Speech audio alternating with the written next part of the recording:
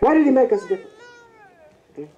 I think he made us different. It's right there in the Genesis account, because it says there that he was determined that we should be made in the image and likeness of God. Now, last time I looked, one of the necessary attributes of God was that nobody controls God's behavior. God does as he pleases. That's one of the things about being God. God kind of pretty much does what he feels like doing today. I think I'll make the heavens and the earth today. Yeah, that looks good to me. And he does it. That's the kind of thing that happens with God. Well, if you're somebody and there's nobody in any sense at all who can control or determine your being and action, we would call you what? What are you? Free. You're free. God is free, y'all. One of the essential attributes of God is his freedom. He does as he pleases. And it is what makes the gift of life and creation so wondrous, because it is a gift stamped with the absolute reality of God's love. He didn't do it because he had to. He only did it because he loved to see it done. You see? And that means that right there, at the heart of that biblical understanding, there is the understanding that if God's going to make us in the image and likeness, now we're not going to be God any more than that image in a mirror is us, right?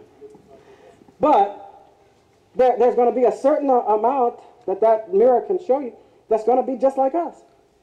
The eye, the nose, other things that can appear will be just like. Now there will be things that can't appear. You know, that mirror is not going to be able, when you look into that mirror, can it capture your heart, your conscience, your spirit? No, it can't. But all the outward appearances it can capture.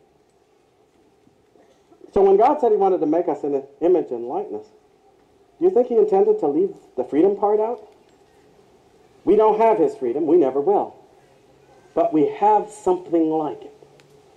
And it's reflected not only in the way we are, but in the way he treats us, according to the Bible. When are we Americans going to understand and remember this?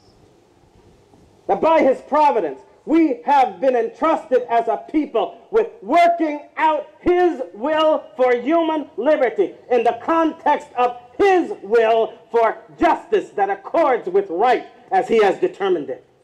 This is our vocation as a people, so that all humanity can understand that in justice we do not have to be enslaved, we do not have to be subjected, but that human communities founded upon the justice that God intends can be composed of free and equal human beings respected in the dignity of that liberty that God intended for them.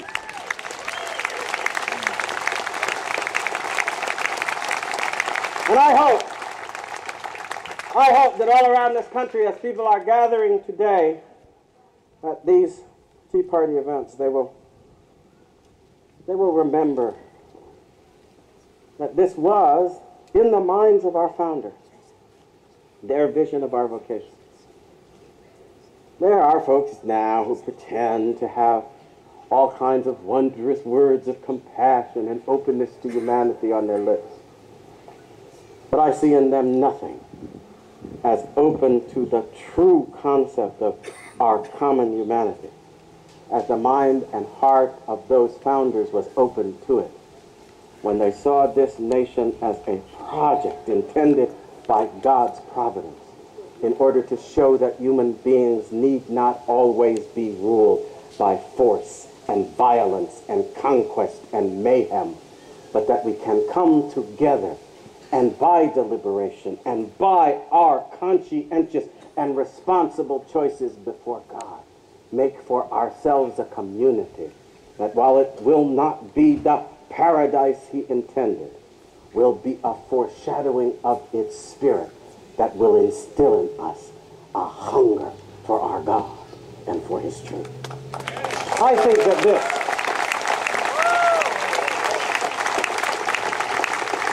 that this ought still to be, can still be, our vocation.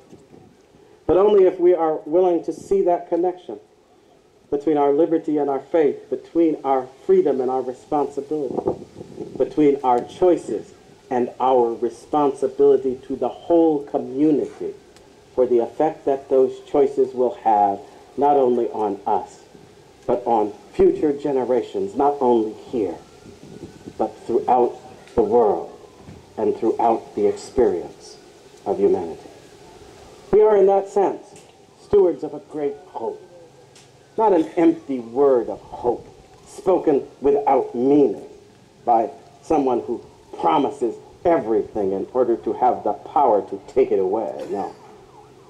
No, but a word of hope represented by the will of our Father God, spoken in the way he fashioned our very nature as human beings, in what he put in us as a thirst for justice, as a courage to defend righteousness, as an impatience with the indignity and humiliation of subjection and abuse, as also, though, an understanding that whatever vain ambition may desire, there is no greater fulfillment of the contentment of our humanity than to live in a just nation, under just laws, in which we strive in our families and communities to walk humbly in the love of our God. This may not be the world-shaking ambition of all those who pretend to be our focus of glamour today, but I think it is the decent ambition that has made of us the greatest nation the world has ever known. It was not because of our will and wherewithal. It was rather because of all of those, sometimes a very small minority, sometimes a growing one, that were willing to stand forward in leadership in order to act on that faith which leads us to trust in the promise of God that is made in our nature. A promise of equality, a promise of justice, a promise of liberty for all. Are we still that people? And in the days and weeks ahead, we shall have to determine upon the answer. It cannot be given with our lips. It cannot even be given with our applause. It cannot even be given with our gathering. It must be given with our work. It must be given with our commitment to the true vocation of our citizenship. We must fashion the leaders. We must lift up the hopes. We must be the source of the strength that will recreate the vision of liberty that is America. It will not be given to us by others. It will not be produced for us by leaders. For if this is truly to be a society in which that liberty flourishes, then the liberty and the laws and the justice and the decency and the goodness and the promise and the hope must all come from the heart and the action and the strength of people like you and me. We must do what had to be done when they carved hope from the wilderness. We must build our cabins and our houses and till our fields and raise up our hopes for ourselves. By doing so, we may or may not continue to be the envy of the world. But whether we are or not, we shall deserve not the envy, but the approval of our God. And in the end, this is all that's needed, and it will be enough to fulfill our responsibility now in this generation to all those generations to come, that they too will have the opportunity to choose amongst the things that he has set before us and know in their hearts the righteous dignity of choosing rightly to act according to his will. God bless you.